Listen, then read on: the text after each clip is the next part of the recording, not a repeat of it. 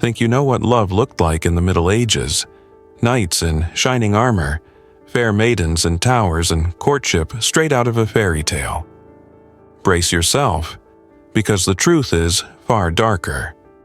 Medieval love was a system of control, obsession, and misery, disguised as romance.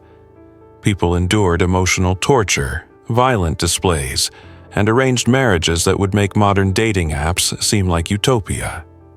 Hit subscribe now, because once you see the dark reality of medieval love, there's no turning back.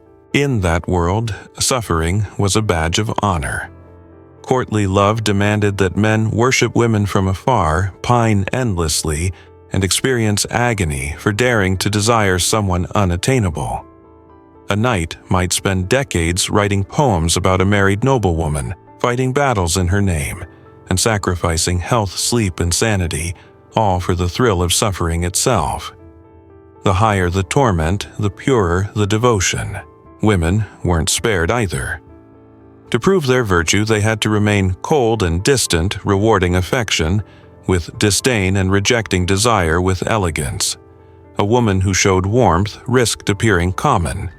One who remained aloof became an icon of refinement. Everyone involved was trapped in a society that equated misery with status and suffering with nobility.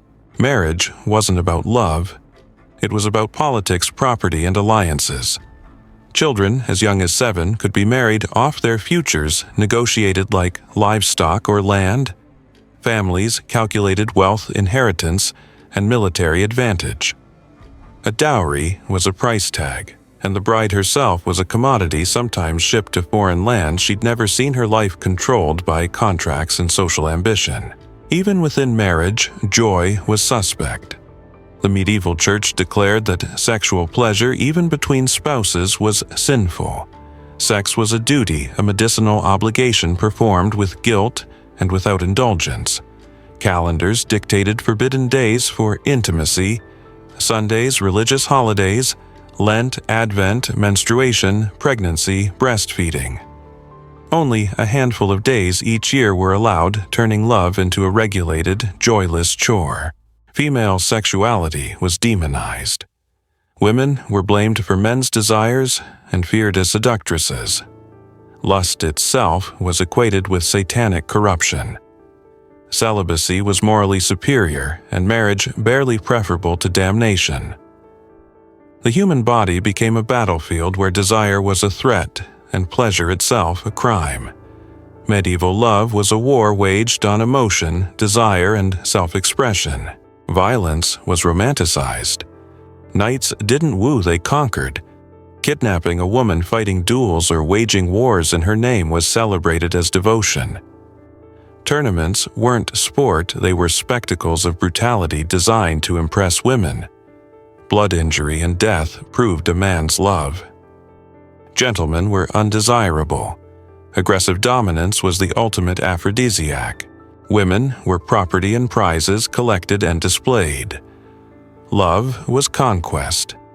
If a woman strayed, she was stolen property. Adultery was theft. During wars, women could be abducted, their trauma erased in favor of the victor's romantic triumph. Medieval literature and songs framed ownership and control as passion and devotion, turning human beings into objects of competition. Death was the pinnacle of romance. The greatest love stories ended in tragedy: Tristan and Isolde Lancelot, and Guinevere Abelard and Heloise. Dying for love was glorified. Happiness was mundane. Nobles competed to craft the most dramatic, heart-wrenching tales, manufacturing obstacles and disasters to prove intensity. Love wasn't about living, it was about proving devotion through suffering. Physicians even treated lovesickness as a fatal disease. Bloodletting, exorcisms, and suicide were prescribed remedies. Romance was pathological, consuming body and mind. Characters who killed themselves for love were celebrated as heroes. The idea that couples might survive, adapt, or recover was considered shallow. Love was meant to destroy, and the perfect story ended in mutual annihilation. Beyond the aristocracy, Ordinary people also navigated a maze of social pressures and moral restrictions. While peasants didn't duel for a woman's favor or write epic poems, they still lived under the strict codes of the church, which dictated what love could look like, how it could be expressed, and when it was permitted. Even simple affection could be scrutinized and censored, leaving many to endure relationships constrained by fear and obligation rather than desire. Courtly love thrived on secrecy. Knights often adored women who were married or of higher social rank, creating a culture of forbidden longing. Letters and clandestine meetings fueled emotional obsession. Every glance, every accidental touch became a source of both hope and torment.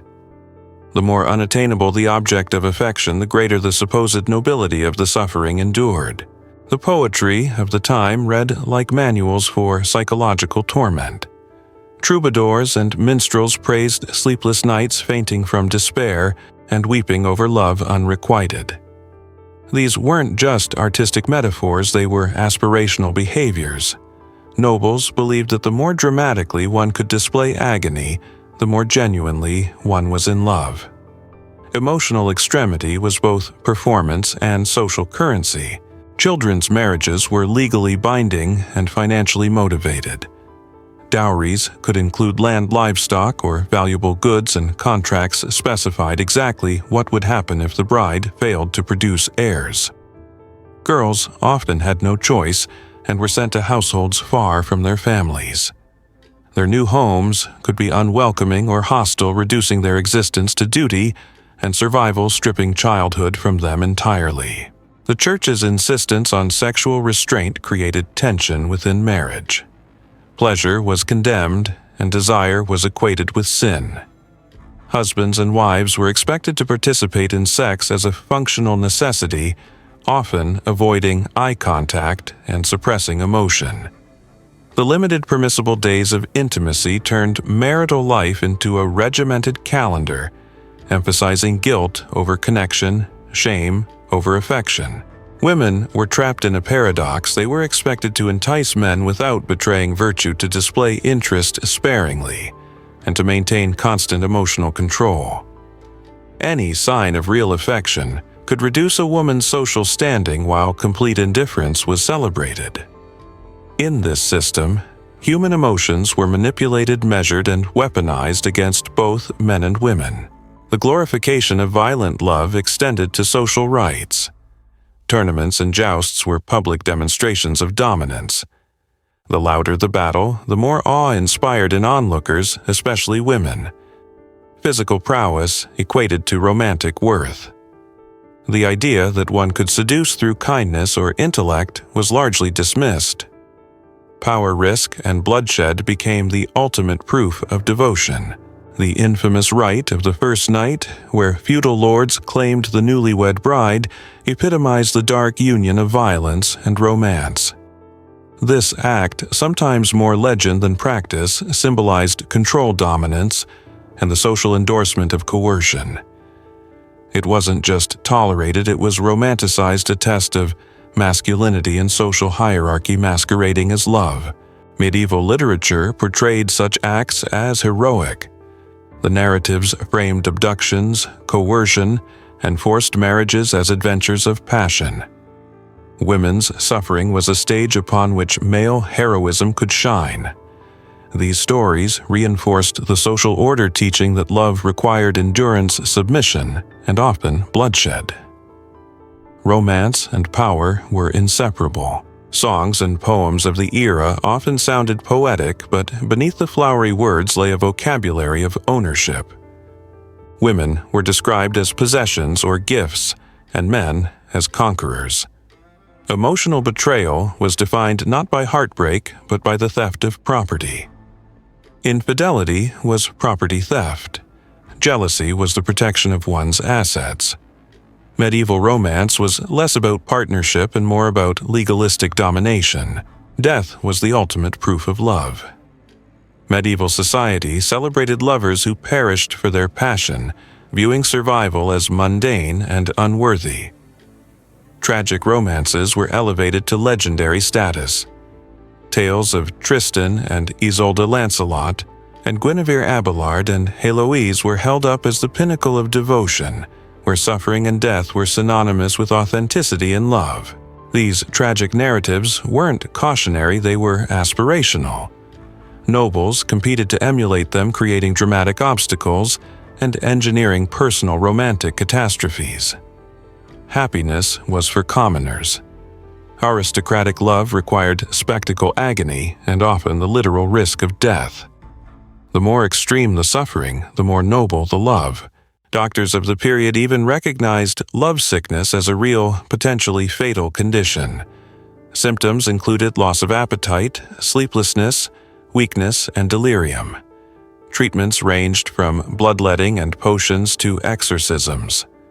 Mental anguish was medicalized, transforming emotional turmoil into a legitimate health crisis, further entrenching the belief that love was inherently destructive. Mutual destruction was glorified. Lovers were praised for choosing death over separation, their suicides immortalized as noble acts. The idea that couples could survive together, resolve conflicts, or find new partners was seen as shallow. True medieval love demanded intensity, danger, and an unflinching commitment to emotional annihilation. The obsession with tragic love extended to everyday practices. Aristocrats staged rivalries, invented secret affairs, and manipulated social circles to ensure their romances mirrored legendary tales. Emotional drama was not accidental. It was cultivated like fine wine, aged in bitterness and suffering to demonstrate superiority in taste and devotion. Even gifts and tokens reflected this morbid philosophy. Jewelry rings or embroidered handkerchiefs were not mere symbols of affection, they were relics of suffering. A token often commemorated unrequited longing, secret rendezvous, or dangerous acts performed in the name of devotion, a tangible reminder of emotional torment as a mark of true love. The elite culture of obsession also dictated fashion and appearance. Women dressed in ways that emphasized social status allure and unattainability, while men adopted styles reflecting martial prowess and noble suffering. Clothing became part of the performance, a visual cue in the theater of courtly misery, signaling devotion, desire, and social hierarchy. Feasts and gatherings doubled as romantic arenas. Social events were opportunities to observe, compete, and display emotional and physical conquest. Subtle glances, courteous bows, and elaborate gestures carried layers of meaning, encoding the codes of longing, rejection, and hierarchical pursuit into every movement and word. Even the art commissioned by nobles reinforced the dark philosophy of love. Paintings, tapestries, and illuminated manuscripts depicted knights in despair, lovers separated by impossible barriers, and women elevated as objects of both worship and torment. Visual culture mirrored literature, beauty intertwined with suffering power, married to desire and ownership, masked as romance. Despite these extremes, some individuals found personal solace. Secret marriages, private correspondences, and fleeting moments of genuine intimacy existed alongside the performative misery. Yet these exceptions were rare, often hidden and largely irrelevant to the public conception of love. Society rewarded spectacle, pain, and tragedy far more than tenderness or mutual respect. Power dictated desire. Men wielded authority over women's bodies, choices, and futures. Marriage, courtship, and romantic attention were less about mutual affection and more about demonstrating control. Love became a metric of dominance, where the depth of a man's obsession and his ability to manipulate circumstances proved his status. Women were prizes, not partners. The most sought-after ladies were not those with wit or kindness, but those whose beauty lineage or dowry elevated their owner's prestige. Their consent was irrelevant. Gratitude for being won was expected. Women were trained to endure, perform restraint, and appear distant, solidifying the illusion of unattainable perfection. Courts and tournaments became arenas for competition over women. Knights did not battle merely for honor. They fought to possess specific ladies, proving both courage and entitlement. Violence, risk, and spectacle validated romantic claims, and the more dangerous the conquest, the more legitimate the love. The infamous right of the first knight epitomized this system. Feudal lords claimed the prerogative to sleep with newly married women in their territories. While ostensibly a demonstration of authority, chroniclers framed it as a test of the husband's valor and devotion, a grotesque fusion of dominance, ownership, and romantic virtue. Language reinforced ownership. Terms used in love songs, poetry, and legal documents were strikingly similar. Women were possessed, claimed, or won, and adultery was framed as theft rather than betrayal. A husband's outrage was about property rights. A woman's transgression was measured in loss of ownership, not emotional injury. This framework extended to war. Raiding parties captured women from rival lands, presenting them as trophies, and expecting captives to reciprocate admiration or affection. Literature romanticized these abductions, casting violent seizure as the ultimate demonstration of desire and valor, normalizing coercion under the guise of love. The absence of female legal autonomy compounded the system. Women could not hold property contract or testify independently. Their identities were bound to fathers or husbands, reinforcing a societal belief that love was something imposed upon women, not experienced mutually. Agency was denied, obedience was celebrated, and gratitude for subjugation was expected. Romance was performative, not participatory. Women were objects, men were competitors, and love functioned as a game of status and display.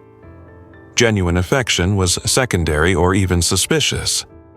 Social rewards accrued to those who could orchestrate the most elaborate miseries, display the deepest suffering, or stage the most heroic gestures of possession. Courtly poetry codified this philosophy. Troubadours and chroniclers idealized longing, unrequited desire, and emotional torment. Praise was reserved for men who endured sleepless nights, mental anguish, and public humiliation for their beloved. The performance of suffering became a moral imperative, with societal admiration contingent on visible devotion. Yet, even within these rigid structures, rebellion and subversion emerged. Secret meetings, hidden letters, and clandestine relationships allowed glimpses of mutual affection and agency. Though socially punished, these acts provided private relief and a quiet assertion that human desire and genuine love could exist outside the architecture of pain control and property. Violence was intertwined with desire. Knights demonstrated their love through duels, battles, and displays of sheer physical dominance. The more blood spilled and the greater the risk, the more authentic the affection appeared. Romantic success was measured not in shared intimacy, but in one's willingness to endanger life and limb for a woman's favor. Tournaments were more than sport. They were theatrical exhibitions of lethal skill meant to impress and terrify. Knights in heavy armor crashed into each other on horseback, wielding lances and swords with deadly intent. The spectacle was not mere entertainment. It was a declaration of worthiness, courage, and implicitly a claim to a lady's admiration. The audience, often composed of noblewomen, was complicit in glorifying this brutality. Cheering for fallen men and the violent display of prowess signaled societal approval. Femininity was framed as an audience's gaze. Women validated men's feats by their attention-making spectatorship, an essential component of medieval courtship. Women were conditioned to respond positively to aggression. Literature reinforced the idea that violent, domineering men were the most desirable. Gentlemen, peacemakers, or emotionally restrained suitors were depicted as unattractive, weak, or unworthy. Cultural norms conflated brutality with passion, teaching women to equate danger with romance. The so-called right of the first night highlighted this fusion of violence and possession. Feudal lords' claim over newlywed brides was framed as a measure of masculine courage and authority. Husbands' willingness to accept, resist, or avenge such claims became a twisted form of romantic validation, showcasing the conflation of love and lethal honor. Romance as property extended to legal codification. Adultery was treated as theft. A man's outrage over a wife's infidelity was about lost possession, not emotional betrayal. Women's desires were irrelevant. Their bodies were commodities and loyalty equated to compliance. Laws protected ownership, not intimacy or consent. Women were prizes in competitive games of status. Knights did not seek love, they sought trophies. Social recognition required them to dominate, conquer, or claim women, often in public or ceremonious contexts. Love was quantified by the magnitude of victory, the difficulty of acquisition, and the spectacle of possession. Abductions during warfare were idealized.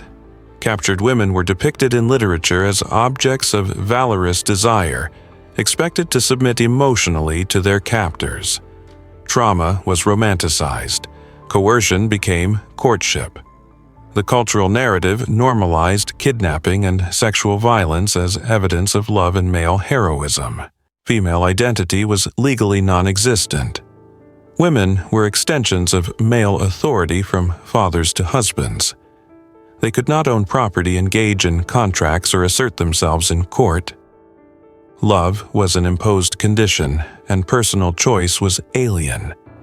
Women's gratitude for domination was socially mandated. The system demanded performative misery.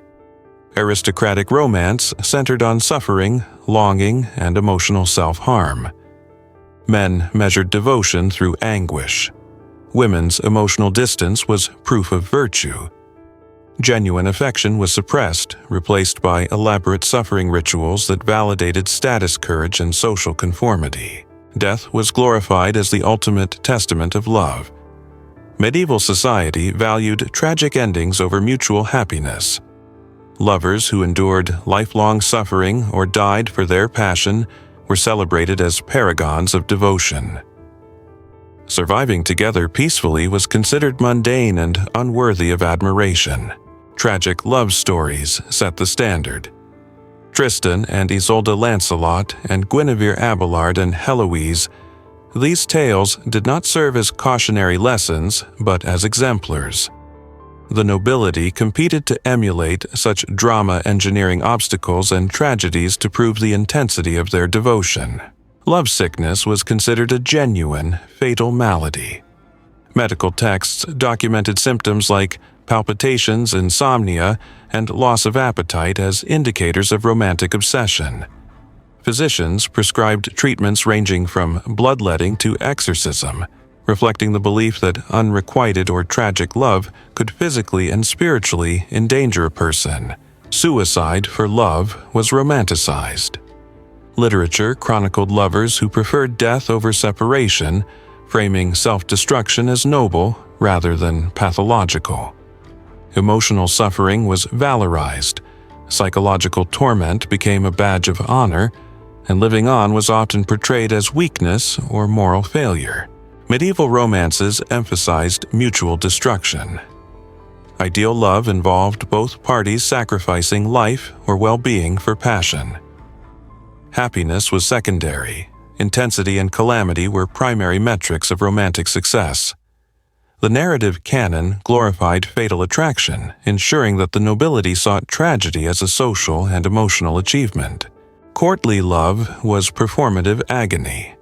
Knights meticulously crafted displays of suffering, composing poetry, singing laments, and enduring public trials of endurance to showcase emotional depth.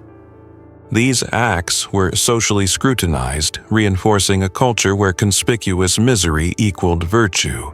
Marriage reinforced systemic control. While aristocrats pursued performative passion, commoners endured transactional unions. Political alliances, economic gain, and social leverage dictated marital arrangements. Genuine affection was often punished or dismissed as naive, and compliance with social expectation outweighed personal desire. The dowry system commodified women further. Families treated daughters as negotiable assets, and their value was measured in land, livestock, or titles. Legal contracts governed marriages with explicit stipulations, including property transfers, and male heirs reflecting a stark transactional framework for relationships. Children were married young to secure alliances. Betrothals for 7-year-olds were binding, not symbolic. Families calculated the benefits assessing alliances, territorial gains, and social climbing potential. Emotional well-being of the child or prospective spouse was irrelevant. They were instruments in strategic maneuvers. Displacement and isolation followed marriage. Young brides were sent to unfamiliar households, sometimes in distant lands. Separated from their families and subjected to new authority, they were treated as property and political leverage. Personal choice and emotional bonds were secondary to alliance maintenance and social conformity. The medieval church waged war on pleasure itself. Sexual desire was framed as inherently sinful even within marriage. Clergy taught that any enjoyment during intercourse was a moral transgression, equating physical pleasure with spiritual corruption and divine disobedience. Sex was prescribed like medicine. Couples were told to endure it quickly with guilt solely for procreation. Religious authorities imposed strict rules: abstain on Sunday's holy days, Lent, Advent, menstruation, pregnancy, breastfeeding, and specific weekdays. Only about 40 days a year were technically permissible for intimacy. Desire was demonized. Theologians claimed Satan manipulated human bodies to incite lust.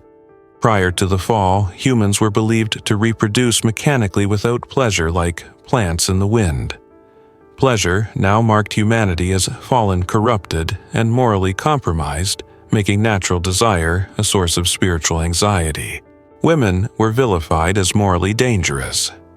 Female sexuality was depicted as a trap, a tool of the devil, to seduce men and corrupt their souls. Women were blamed for men's lust, while simultaneously punished for expressing their own, creating a culture of systemic gender depression in romantic and sexual contexts. Marriage was damage control. The institution functioned to contain sin and limit sexual transgression within socially sanctioned bounds. Celibacy was idealized. Marriage was merely tolerated. Romantic passion was suppressed, reframed as a moral threat, turning ordinary human desire into psychological warfare endorsed by religion. Violence became a form of courtship. Medieval men demonstrated devotion through aggression. Kidnapping, duels, and public displays of brutality were lauded as acts of love. Restraining orders would be irrelevant today. Then they were the ultimate proof of a man's commitment and courage for his beloved. Tournaments were not just sport, they were spectacles of violent romance. Knights fought with full armor, wielding lances and swords, inflicting real injuries while women cheered. Bloodshed and danger heightened perceived attractiveness, promoting an aggressive, dominant ideal as the pinnacle of masculine allure. Romantic violence extended beyond arenas. Men were expected to commit duels, wage wars, and demonstrate extreme force to prove devotion. Hesitation or refusal implied insufficient passion. Women were conditioned to find dominance attractive, embedding a culture that equated brutality with desirability in relationships. The rite of the first night exemplified the extreme conflation of power, violence, and romance. Lords claimed rights over newlyweds' first night, framed as a test of the husband's bravery and a measure of romantic legitimacy. Social approval often accompanied acts that modern perspectives deem abhorrent. Women were property prizes and symbols of status. Romance revolved around male competition for ownership. Love songs mirrored property contracts. Adultery was theft, not betrayal. Women had no legal identity independent of male relatives, and the ideal of female choice was incomprehensible. Romantic agency was stripped away entirely.